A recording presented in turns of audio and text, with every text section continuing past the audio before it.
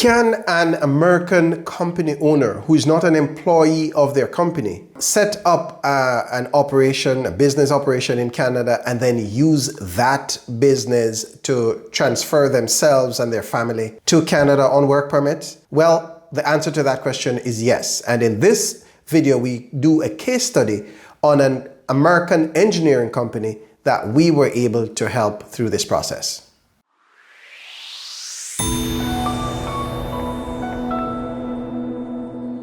Welcome back. My name is Donovan Francis. I'm an immigration lawyer at Goose Law Immigration, where we help businesses bring their employees to Canada without all of the legal hassle.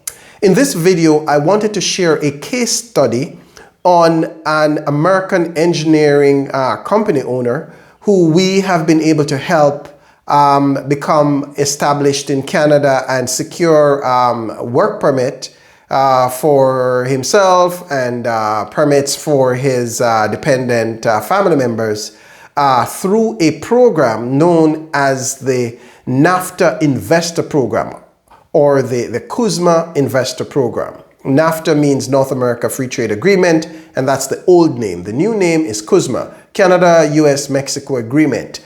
And written into this international trade agreement between Canada, US, and Mexico are some immigration options for citizens of the three countries. In the case of this engineering company, the company had been established in the US for some time, and the company owner was looking for an opportunity to shift to Canada to pursue business opportunities inside Canada.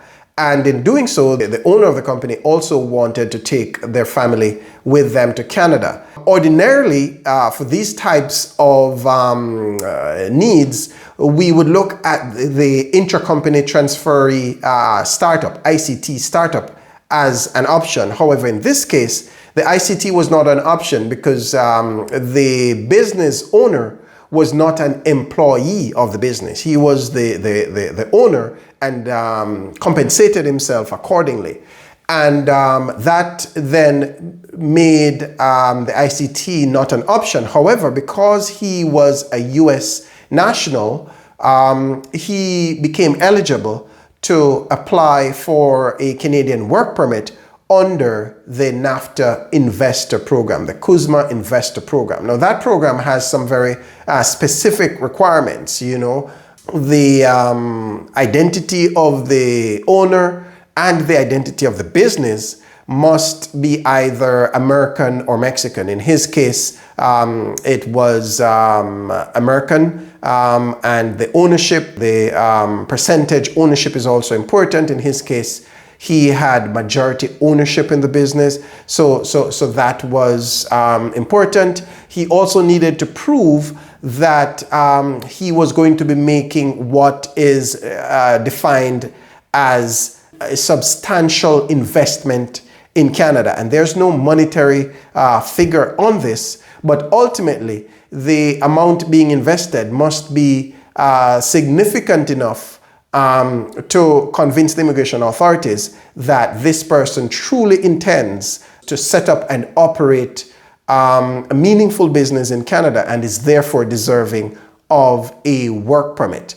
And so this is what this particular client was able to do. As part of the application, it was crucial that they had a Canadian bank account set up and had funds deposited into that Canadian business account, funds that were dedicated to the business, funds that were committed to the business that could not be used for anything else. In addition, they needed to have a business plan completed. And this business plan needed to explain why the business was going to be successful in Canada. It needed to have projections.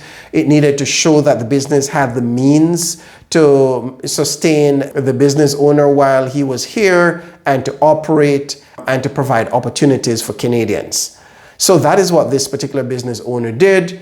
And under this option, There's also the opportunity to take family members along. And so in this case, this particular business owner was able to take his spouse on an open spousal work permit and to take his children on study permits.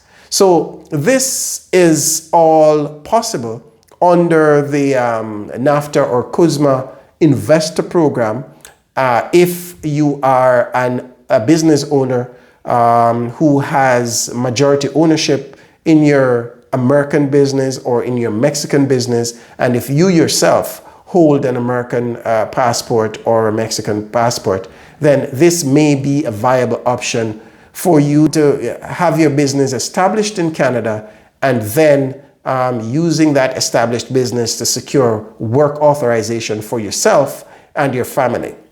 And this may be particularly useful where you yourself are not an employee of your business, and therefore you would not be eligible to apply under some of the other immigration options that might otherwise have been available. All right. So I hope you got value from this case study. Thanks so much for joining us. As always, remember to like our videos so others may see more videos like this. Subscribe to our channel so you'll be notified the next time we publish a video. And check us out on go.gooslaw.com. Thanks. See you again.